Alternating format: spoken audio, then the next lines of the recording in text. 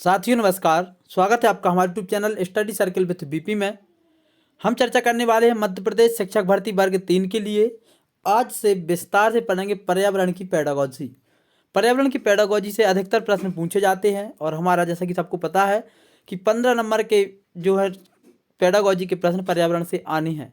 अब एक किस आधार पर होंगे, इसके लिए हमें पूरा का पूरा प्रारंभिक स्तर की हमारी परीक्षा है तो उससे संबंधित पेडागोजी आनी चाहिए।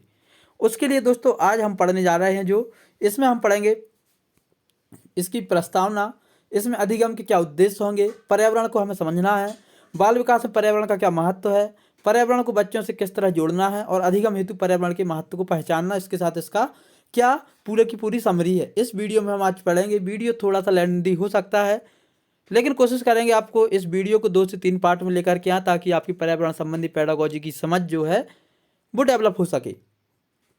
आज के इस वीडियो में हम शुरू करेंगे पर्यावरण की पेडागोजी का पहला चैप्टर।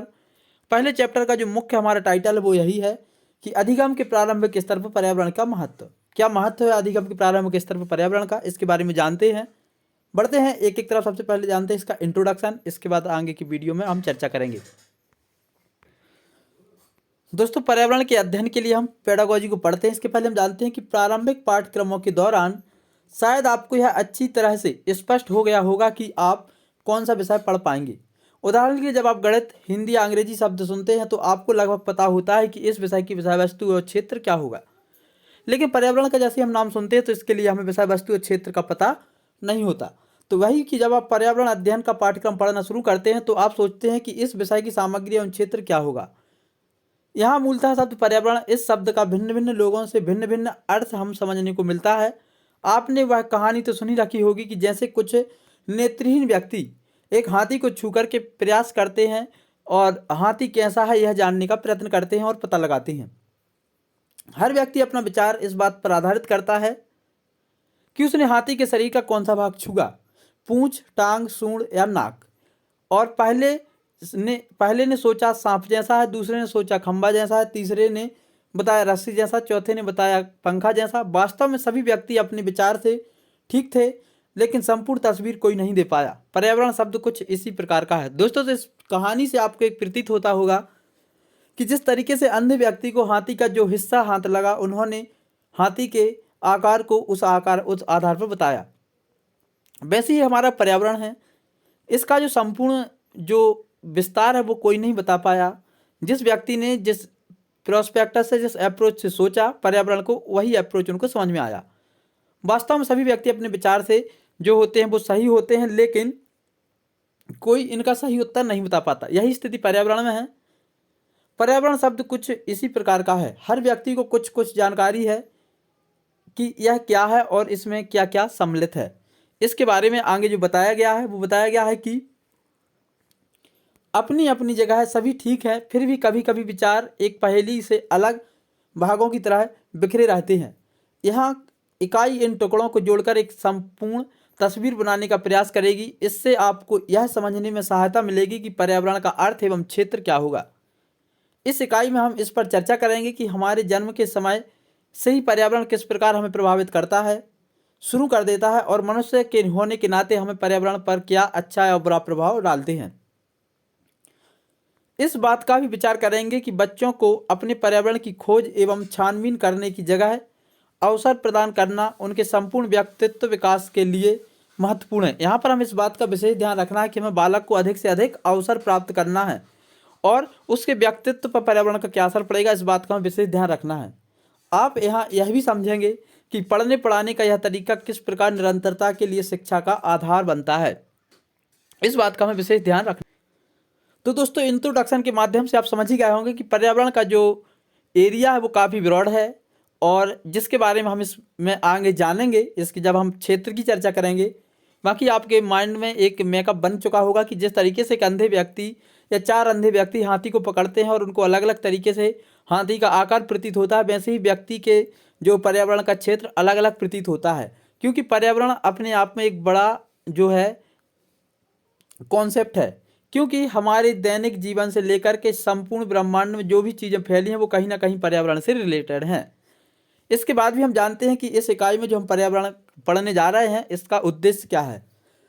तो सबसे पहला उद्देश्य क्या है अधिगम के क्षेत्र में इसका, कि पर्यावरण के संपूर्ण परिप्रेक्ष्य की व्याख्या कर सकेंगे। मतलब हम इसको पढ़ करके बालकों को ये बताना कि संपूर्ण पर्यावरण का जो परिप्रेक्ष्य उसके बारे में बालक व्याख्या कर सके, इस आधार पर हमें बच्चों को पढ़ाना है। और इसी आधार पर हमें वर्ग 3 के प्रश्न हल करना है, जहां पर हमसे क्वेश्चन के माध्यम से पूछा जाए और जिस ऑप्शन से ये आंसर निकल करके आए कि बच्चे को संपूर्ण परिप्रेक्ष्य हम व्याख्या करा रहे हैं। दूसरा, पर्यावरण के प्रभाव का बाल विकास और अधिगम के संबंध स्थापित कर सकेंगे। और हमें बताना है बालकों को, या जब हमारा वर्ग 3 का प्रश्न आए तो उसमें हमें चेक करना है कि ऐसा ऑप्शन कौन सा है जो बालक के विकास के लिए और उसके अधिगम के लिए इस ऑप्शन के माध्यम से पर्यावरण को संबंध स्थापित कर रहा है। तीसरा है बाल विकास अधिगम की प्रक्रिया तथा निकटस्थ पर्यावरण के प्रभाव का वर्णन कर सके। और हमें यह देखना है कि ऐसा ऑप्शन कौन सा है जो बाल विकास के बिल्कुल निकट जाकर के बैठता है। इस उद्देश्य से हमें बालकों को पर्यावरण पढ़ाना है और यही उद्देश्य हम अपने माइंड में मेकअप करके चलना है और इसी के आधार पर हमें आए हुए प्रश्नों के ऑप्शन को हल करना है। तो हमने इसमें देखा इंट्रोडक्शन और उद्देश्य। आगे हम देखते हैं पर्यावरण को समझना। पर्यावरण को समझने के लिए हम किस तरीके से समझेंगे इसके बारे में आपको बताते हैं। जब आप पर्यावरण शब्द सुनते हैं तो आपके दिमाग में पहले ही 2 शब्द आते हैं। हम में से कई सारे लोग यह शब्द जंगलों और पेड़ों या प्रदूषण के साथ जुड़ा हुआ होता है। दोस्तों, शुरुआत में जब हम सुनते हैं तो पर्यावरण का हमारे दिमाग में सीधा से एक ही प्रश्न बनता है, पर्यावरण मतलब जंगल और पेड़। दूसरा बनता है पर्यावरण से संबंधित मतलब प्रदूषण। इन 2 शब्दों के बीच में हम अपनी विचारधारा को जो है लिमिटेड कर देते हैं, लेकिन ऐसा नहीं है दोस्तों। पर्यावरण का जो एरिया है वो काफ़ी ब्रॉड है, परंतु जो यह है ये गलत है और ये साहचर्य है। अब अन्य शब्दों का जाल उन शब्दों से भरने का प्रयास करें जिसे आप पर्यावरण के शब्द से जोड़ा जा सकता है। यहाँ पर आप देखें कि इस तरीके का एक कॉन्सेप्ट है, आपको पर्यावरण से संबंधित इतने सारे ऑप्शन भरने हैं। तो यहाँ पर आप देखेंगे जैसे हमने यहाँ पे जंगल लिख दिया, यहाँ पर आपने पर्यावरण लिख दिया, यहाँ पे प्रदूषण लिख दिया, यहाँ पे जल लिख दिया, यहाँ पे पारिस्थितिकी लिख दिया, यहाँ पर आसपास का परिवेश लिख दिया, यहाँ पर हमने परिवार लिख दिया, यहाँ पर नातेदारी रिश्तेदारी लिख दी, यहाँ पर हमने आवास लिख दिया। इस तरीके जब हम देखते हैं तो पर्यावरण का जो पूरा का पूरा क्षेत्र है वो हमारा जंगल और प्रदूषण से लेकर के थोड़ा और ब्रॉड हो जाता है। इसके लिए आगे दोस्तों हमें क्या पढ़ना है, यह अभ्यास करने में अपने आप में पर्यावरण शब्द का दायरा काफ़ी बड़ा हो जाता है। अगर आपसे कहा जाए कि आपका शब्दजाल कुछ सीमित है तो आप हैरान होकर सोचना शुरू कर देंगे कि आपसे क्या लिखना छूट गया। ऐसे ही हमारा पर्यावरण है कि आप जितना ज़्यादा सोचते जाएंगे उतना ज़्यादा आपके लिए ये ब्रॉड होता जाएगा। आगे इसके बारे में हम थोड़ा सा और जानते हैं। आइए इसका दोबारा पुनरावलोकन करें। चलिए हम कहते हैं कि पर्यावरण साधारण तौर पर हमारे आसपास का संसार है। हमारी त्वचा से शुरू होकर सभी दिशाओं में फैला बड़े बड़े न खत्म होने वाले चक्रों के रूप में जब तक यह सृष्टि और अपने अंदर तक नहीं समेट लेते तो आप क्या बात मानेंगे। मतलब पर्यावरण जो ये है यही हमारा वास्तविक पर्यावरण है कि जो हमारे शरीर की त्वचा से शुरू होता है और जहाँ तक हमारी संपूर्ण सृष्टि फैली है कहीं ना कहीं पर्यावरण से रिलेटेड है। इसके लिए पर्यावरण का कुछ शाब्दिक अर्थ भी हम यहाँ पे जानेंगे कि पर्यावरण शब्द फ्रेंच भाषा के शब्द एनवायर है, एनवायनर है, जिसका अर्थ होता है घेरना या समेटना से बना है। इस तरह शाब्दिक अर्थ से लिया जाए तो पर्यावरण वह है जो हमें घेरे हुए है या हमारे सभी तरफ का संसार, जो वह संसार जो हमें घेरे हुए है उसमें क्या है, इसमें प्राकृतिक एवं सामाजिक सांस्कृतिक पर्यावरण है। दोस्तों यहाँ से हमारा पर्यावरण का एरिया ब्रॉड हो जाता है। जब हम बात करते हैं अपने प्राकृतिक क्षेत्र की, जब हम बात करते हैं सामाजिक क्षेत्र की, जब बात करते हैं सांस्कृतिक क्षेत्र की, और यही पर्यावरण का ब्रॉड एरिया है। इस भाव के अनुसार पर्यावरण की कोई सीमा नहीं है, यह संपूर्ण निरंतर और अखंड है। यह सभी जीवित प्राणियों, पौधों, जानवरों, मनुष्यों का साझा है, मतलब एक दूसरे से मिला जुला है। हवा, पानी, धरा, चट्टानें, पौधे, जानवर हम मनुष्यों की तरह की पर्यावरण के भाग हैं। सभी जीवित वस्तुओं के साथ साथ इन सभी के सहभागी हैं। स्पष्ट रूप से कहें कि तो पर्यावरण अलग अलग आयामों का एक संयुक्त रूप कहा जा सकता है। वो अलग अलग आयाम कौन कौन से हैं? वो अलग अलग आयाम हैं हमारे प्राकृतिक पर्यावरण के, सामाजिक पर्यावरण के और सांस्कृतिक पर्यावरण के। इस तरीके से पर्यावरण का एरिया है वो काफ़ी ब्रॉड है। आगे इसके बारे में हम और जानते हैं। आगे हम जानते हैं पर्यावरण के कुछ प्रकार। सबसे पहला है मानव निर्मित पर्यावरण। इससे पर्यावरण वह आता है जो मनुष्य की अपनी आवश्यकताओं के लिए स्वयं निर्मित किया है या परिवर्तित किया है, जैसे कि सड़कें, इमारतें, उद्योग, बांध या अन्य निर्माण जो कि वस्तुओं जो कि और सेवाएं जो हमें प्रदान करते हैं। मतलब जो हमारा मानव निर्मित पर्यावरण है मानव निर्मित पर्यावरण के अंतर्गत वे सारी चीजें आती हैं जो मनुष्य ने खुद निर्मित की हैं और वो हमारे पर्यावरण का हिस्सा बन चुकी हैं। जैसे कि सड़कें हमारे आजकल पर्यावरण का हिस्सा हैं, जो कि हमें एक शहर से बड़े शहर के लिए जोड़ती हैं। इमारतें, उद्योग, ये सारी की चीज़ें अब पर्यावरण का हिस्सा बन चुकी हैं। बांध, अन्य निर्माण की चीज़ें जो मनुष्य के लिए जो वस्तुएं हैं और सेवाएं हैं जो हमें देने का काम करती हैं। तो एक प्रोस्पेक्टस तो हमारा बन जाता है कि ये हमारा मानव निर्मित पर्यावरण के अंदर ये सारी चीज़ें आती हैं। जब हमसे मानव निर्मित पर्यावरण की परिभाषा भी पूछ ली जाती है तो हम यही बताते हैं कि मानव निर्मित पर्यावरण के अंतर्गत वह सारी चीज़ें आती हैं जिसका निर्माण मनुष्य ने अपनी दैनिक आवश्यकताओं की पूर्ति के लिए किया है। और इसमें आते हैं हमारे पर्यावरण से रिलेटेड सड़कें, इमारतें, उद्योग, बांध एवं अन्य निर्माण की चीज़ें जो मनुष्य के चारों ओर फैली हुई हैं। दूसरा आता है सामाजिक सांस्कृतिक पर्यावरण। सामाजिक सांस्कृतिक पर्यावरण के अंतर्गत आता है व्यक्ति, परिवार, समुदाय, धर्म, शैक्षिक, आर्थिक एवं राजनीतिक संस्थान हमारा सामाजिक पर्यावरण बनाते हैं।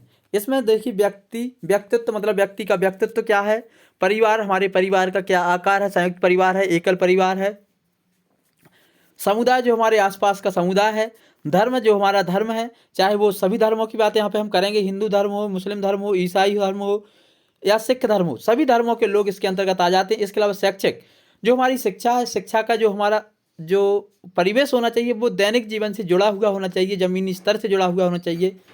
आर्थिक एवं राजनीतिक संस्थान जो कि हमारा सामाजिक पर्यावरण बनाते हैं। सामान्य तौर पर परिवार द्वारा समाज की मूल क्रियाएं की जाती हैं और एक व्यक्ति समाज का सदस्य बनना सीखता है। यहीं से हमारा पर्यावरण जो है विस्तार होता है, जो कि हमें चारों ओर से घेरे हुए है, जो परिधान आवरण की हमारी प्रोस्पेक्टस है। आगे बात करते हैं प्राकृतिक पर्यावरण एवं समुदाय में व्यक्तियों के बीच पारस्परिक क्रियाकलाप संस्कृति को आकार देती है। एक समुदाय से दूसरे समुदाय तथा एक समाज से दूसरे समाज को संस्कृति से भिन्न है। हमारी सांस्कृतिक विशेषता जो भोजन हम खाते हैं, पोशाक हम पहनते हैं, हमारी परंपराएं, प्रतिमान हमारे प्राकृतिक पर्यावरण के अनुसार होते हैं। दोस्तों, जैसा कि ये प्राकृतिक पर्यावरण से जुड़ा हुआ प्रश्न है कि जिस व्यक्ति जैसे परिवेश में रहता है, जैसा उसका वहाँ का प्राकृतिक परिवेश होता है, उसके हिसाब से उसकी पोशाक डिसाइड होती है।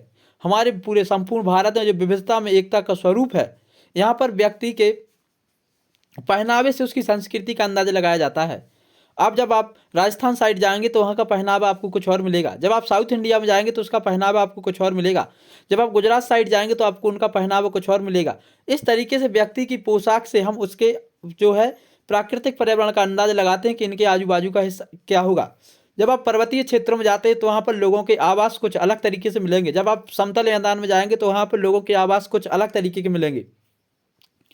ये सारी चीज़ें जो है हमारे प्राकृतिक आवास का निर्धारण करती हैं। आगे इसमें जो बताया गया है कि मूल परंपराएं, प्रतिमान, रीति रिवाज, कलाएं, इतिहास व्यक्तियों द्वारा अपनाए तथा अभ्यास में लाए गए लोक साहित्य में हमारा सामाजिक सांस्कृतिक पर्यावरण निर्मित होता है। तो हमसे पूछ लिया जाता है कि हमारा सांस्कृतिक पर्यावरण कहाँ निर्मित होता है।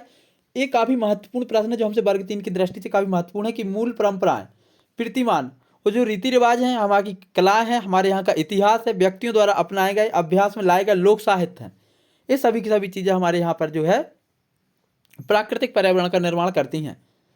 इन सारी चीज़ों को जब हम देखें तो एक निष्कर्ष के रूप में हम कह सकते हैं कि संक्षेप पर्यावरण वह सब है जो हमें घेरे हुए है, समेटे हुए है, जिसका हम भी एक हिस्सा हैं। कुछ विचारक तो और भी आगे सोचते हुए कहते हैं कि पर्यावरण वे सब है जो हमारे भीतर और बाहर है। इस प्रकार हम कह सकते हैं कि पर्यावरण में केवल भौतिक, भौगोलिक तथा जैविक परिस्थितियां नहीं बल्कि सामाजिक, सांस्कृतिक और आर्थिक, राजनीतिक तंत्र भी शामिल है। इससे पर्यावरण का एरिया जो है वो काफ़ी ब्रॉड हो जाता है। यहाँ पर हम केवल जंगल या पेड़ पौधों को अपना पर्यावरण नहीं मानते, बल्कि हमारा पर्यावरण क्या है, जो हमारे सामाजिक सांस्कृतिक परिवेश हैं, जो हमारा राजनीतिक परिवेश है, ये भी हमारा पर्यावरण है और हमारे लिए कहीं ना कहीं प्रभावित करता है। इस तरीके से हमने पर्यावरण के बारे में जाना और व्यापक स्तर पर पर्यावरण के बारे में जाना। आगे जो हम देखेंगे कल कि बाल विकास में पर्यावरण का क्या महत्व है, इसके बारे में पढ़ेंगे। आज की इस वीडियो में इतना ही। यदि आपको वीडियो पसंद आता है तो उसको लाइक करें, साथ ही हमारे चैनल को सब्सक्राइब करें। दोस्तों, कंटेंट हमारे पास काफ़ी अच्छा है जिसको हम आपको पढ़ाएंगे, लेकिन संसाधन थोड़े से सीमित है, इसलिए आपको हम उस डिजिटल टेक्नोलॉजी पर ले जा करके नहीं पढ़ा पा रहे हैं जिस तरीके से मुझे पढ़ाना चाहिए। लेकिन आप सभी से रिक्वेस्ट है, थोड़ा सा आप भी एडजस्टमेंट करके चलें और इसको पढ़ें। आपको वीडियो की क्वालिटी थोड़ी कम लग सकती है, आपको डिजिटल बोर्ड के माध्यम से आपको कुछ 2-4 फैक्ट कोई अच्छा चैनल वाला आपको बता सकता है, लेकिन जो वास्तविक पर्यावरण का पेडागॉजी है वो मैं आपको यहाँ पे आकर के पढ़ाऊंगा। जो एक किताबें हैं प्रारंभिक शिक्षा में डिप्लोमा की हैं, DLED की, और जो हमें पढ़ाया जाता है यहीं से हमसे प्रश्न पूछे जाते हैं। तो आज के इस वीडियो में इतना ही। यदि आपका सपोर्ट रहता है तो हम आपको और बेहतर पढ़ाने की कोशिश करेंगे। आज के इस वीडियो में इतना ही। अंत तक वीडियो देखने के लिए सभी का बहुत बहुत धन्यवाद। जय हिंद।